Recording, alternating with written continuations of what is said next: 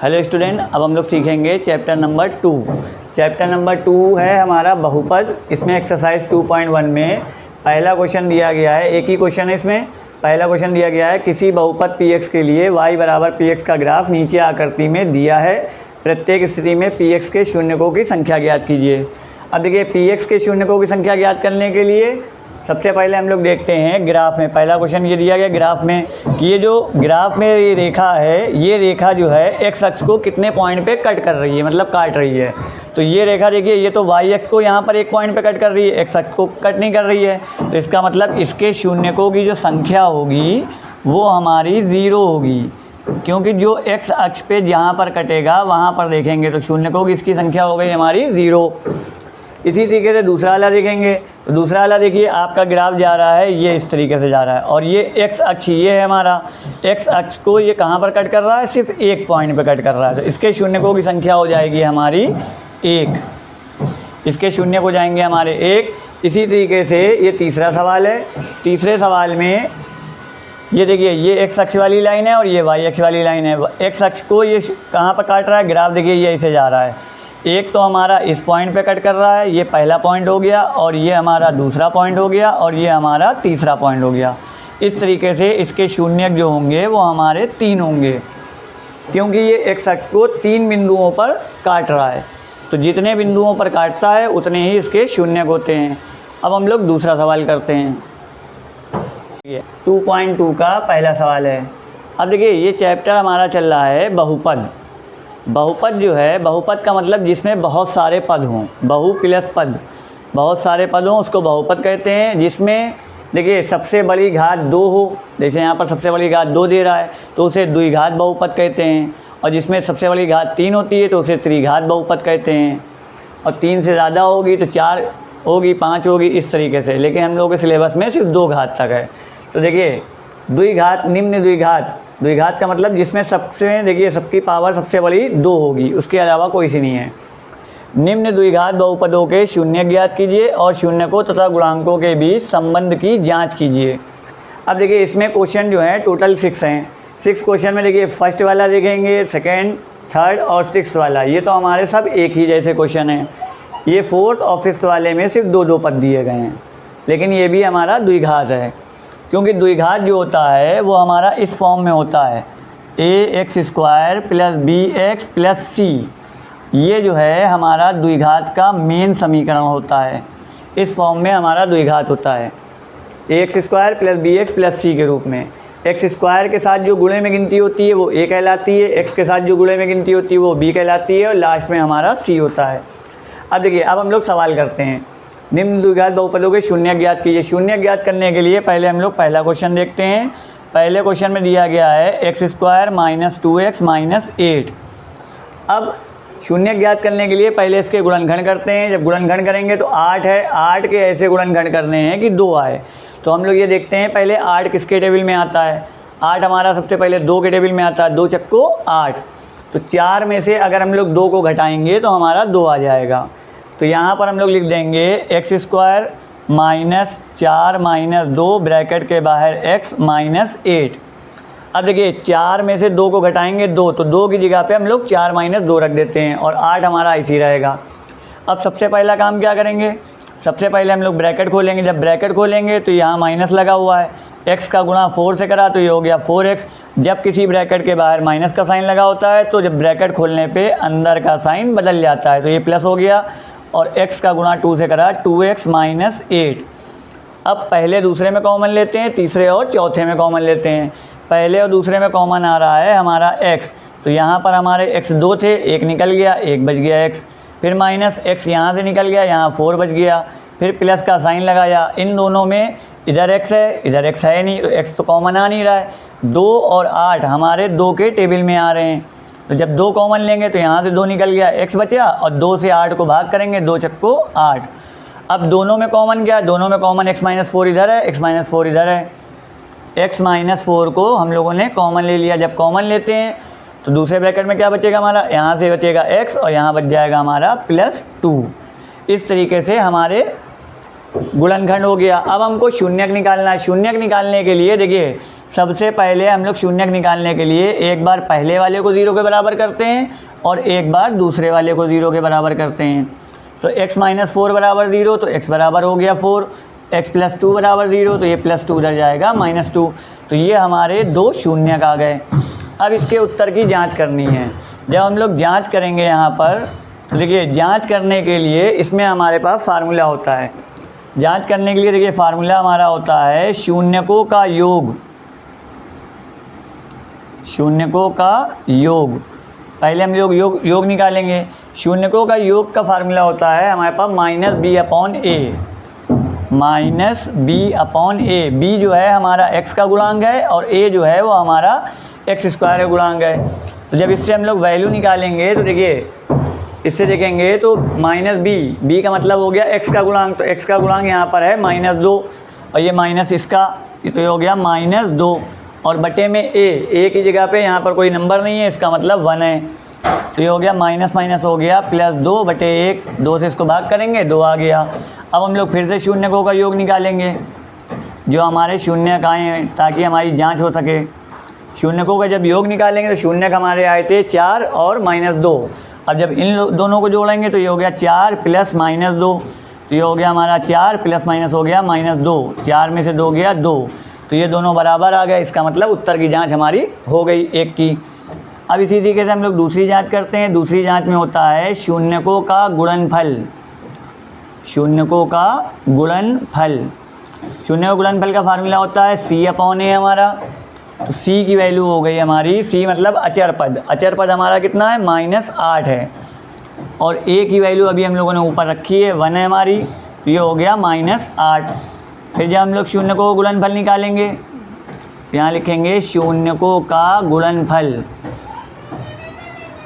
गुणनफल करने के लिए देखिए शून्यकों का गुणनफल, शून्य का हमारे 4 और -2, तो 4 का गुणा जब -2 से करेंगे तो ये हो जाएगा 4 दूनी 8 और माइनस हमारा इसी रहेगा।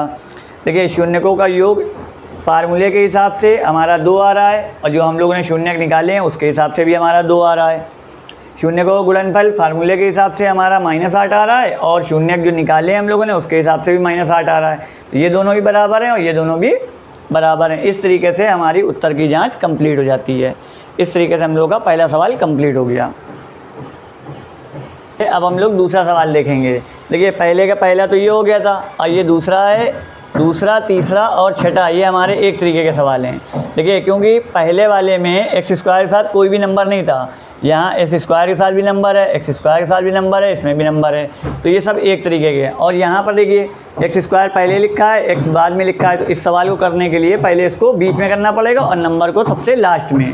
तो हम लोग पहले दूसरा सवाल करते हैं। दूसरे सवाल में दिया गया है 4s² - 4s + 1। पहले इसके गुणनखंड करते हैं। अब देखिए इसके गुणनखंड करने के लिए तरीका क्या होता है, पहले नंबर का लास्ट वाले नंबर से गुणा करते हैं। 4 का गुणा करेंगे 1 से तो हमारा हो जाएगा 4, 4 का नम 4। अब 4 के ऐसे गुणनखंड करने हैं कि फिर 4 आए, तो 2 दूनी 4 और 2 + 2 4, तो ये हो जाएगा हमारा 4s² - 2 + 2 ब्रैकेट के बाहर s + 1। अब 4s² हमारा इसी रहेगा -2s, ब्रैकेट जब वो खोलेंगे तो अंदर का साइन बदल जाएगा, ये हो जाएगा -2s + 1। पहले दूसरे में कॉमन लेंगे, तीसरे और चौथे में कॉमन लेंगे। पहले दूसरे में कॉमन आ रहा है, देखिए दोनों तरफ s दिख रहा है, s कॉमन आ रहा है और 4 और 2 हमारे 2 के टेबल में आ रहे हैं, इसका मतलब 2s कॉमन आ रहा है। जब 2s कॉमन लेंगे तो 2 से इसको भाग करा, 2 दूनी 4, s 2 थे, 1 कॉमन आ गया, 1 बचा, -2s यहाँ से कॉमन निकल जाएगा, यहाँ 1 बचेगा। फिर माइनस का साइन, इन दोनों में कुछ भी कॉमन नहीं आ रहा, जहाँ कुछ भी कॉमन नहीं आता वहाँ 1 ले लेते हैं। जब 1 कॉमन लेंगे तो यहाँ पर 2s आ जाएगा और ये जो माइनस लगा है ये अंदर के साइन को चेंज कर देता है, तो ये हो जाएगा -1। अब दोनों में कॉमन आ रहा है, 2s - 1 इधर है, 2s - 1 इधर है, 2s - 1 को हम लोगों ने कॉमन ले लिया। अब जब 2s - 1 इधर से निकल गया, 2s - 1 इधर से निकल गया, तो ये हमारा बच गया 2s - 1, दोनों सेम पद आ गए। अब इसके शून्य ज्ञात करने के लिए एक बार पहले वाले को 0 के बराबर लिखेंगे और एक बार दूसरे वाले को।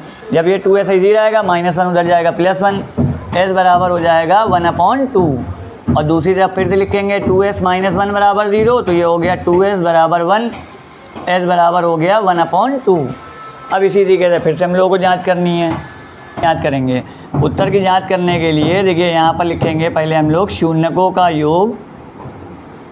शून्यकों का योग का हमारा फार्मूला होता है, शून्यकों का योग का फार्मूला होता है -b/a।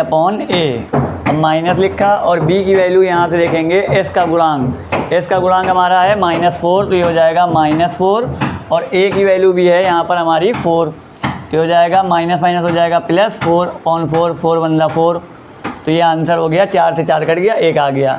फिर से हम लोग लिखेंगे शून्यकों का योग। शून्यकों का योग में देखिए शून्यक हमारे आए 1/2 और 1/2, यहाँ लिखा 1/2 + 1/2। जब इन दोनों का लासापा लेंगे तो ये आ जाएगा 2, 2 × 2, 1 × 1, 2 × 2, 1 × 1, तो 1 और 1 हो गया हमारा 2/2, 2 से 2 कट गया, ये 1 आ गया। ये दोनों हमारे बराबर आ गए। इसी तरीके से हम लोग निकालेंगे शून्यकों का गुणनफल। जब शून्यकों का गुणनफल निकालेंगे तो देखिए शून्यकों का गुणनफल का फार्मूला होता है c/a, और c की वैल्यू है हमारी 1 और a की वैल्यू है हमारी 4, ये हो जाएगा हमारा 1/4। इसी तरीके से जब शून्यकों का गुणनफल हम लोग इससे निकालेंगे तो यहाँ पर देखिए शून्यक हमारे आए थे 1/2 और 1/2, तो यहाँ पर 1/2 का 1/2 से गुणा करेंगे तो 1 × 1 और 2 दूनी 4, इस तरीके से हमारा ये वाला हो जाएगा। अब हम लोग करेंगे कौन सा, चौथा सवाल, चौथा और पांचवा। अब हम लोग देखेंगे चौथा सवाल, जैसे हमने दूसरा करा वैसे ही तीसरा और छठा हो जाएगा। अब हम लोग देखेंगे चौथा सवाल। चौथा सवाल दिया गया है 4u² + 8u। अब देखिए इसमें लास्ट वाला नंबर तो है नहीं, जब यहाँ पर लास्ट वाला नंबर नहीं होता वहाँ पर दोनों में कॉमन लेके कर लेते हैं। तो पहले और दूसरे में कॉमन आ रहा है हमारा 4u, जब 4u कॉमन लेंगे तो यहाँ पर 4 निकल गया, एक u निकल गया, यहाँ पर बच गया हमारा u, प्लस 4 से इसको भाग करेंगे, 4 दूनी 8 और u हमारा कॉमन निकल गया है, तो ये हो गया हमारा 4u, u + 2।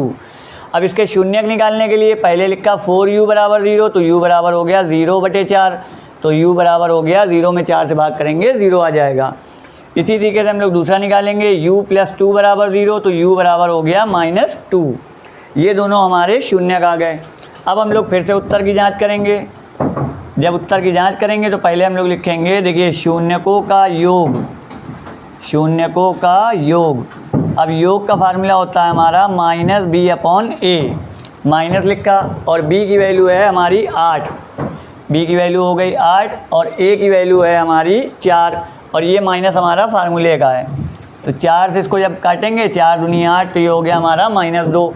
इसी तरीके से शून्यकों का योग जब हम लोग निकालेंगे शून्यक के हिसाब से, तो योग निकालने के लिए 0 में +-2 को जोड़ेंगे तो 0 + -2।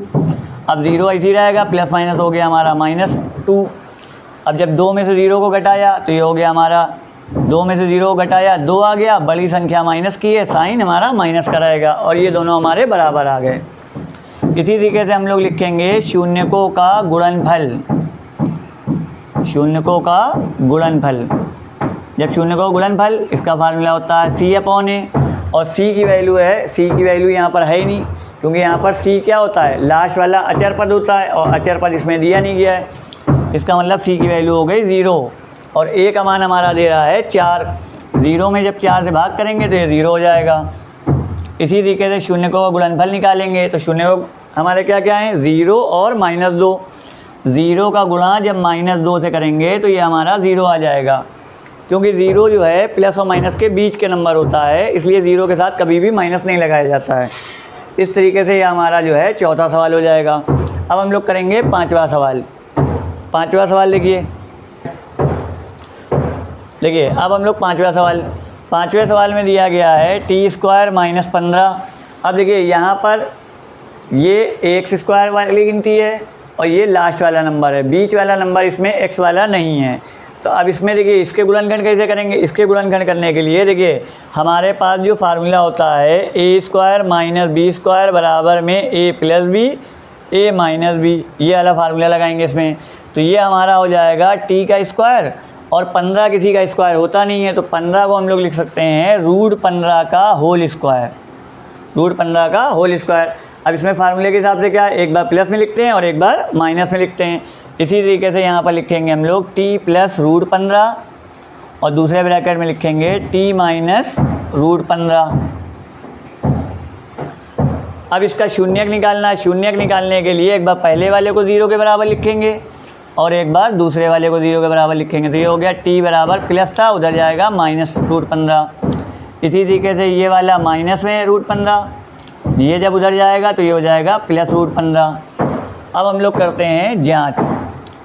जांच करने के लिए देखिए पहले हम लोगों ने लिखा शून्यकों का योग, शून्यकों का योग, और इसका फार्मूला होता है माइनस बी अपॉन ए। अब देखिए माइनस, पहले माइनस लगाया और बी कहते हैं x का गुणांक, वैसे यहाँ इसके हिसाब से t का गुणांक, t है नहीं यहाँ पर बीच में, इसका मतलब b की वैल्यू हो गई हमारी 0 और a की वैल्यू t स्क्वायर गुणांक, यहाँ कोई गुणे में गिनती है नहीं, इसका मतलब 1 होती है।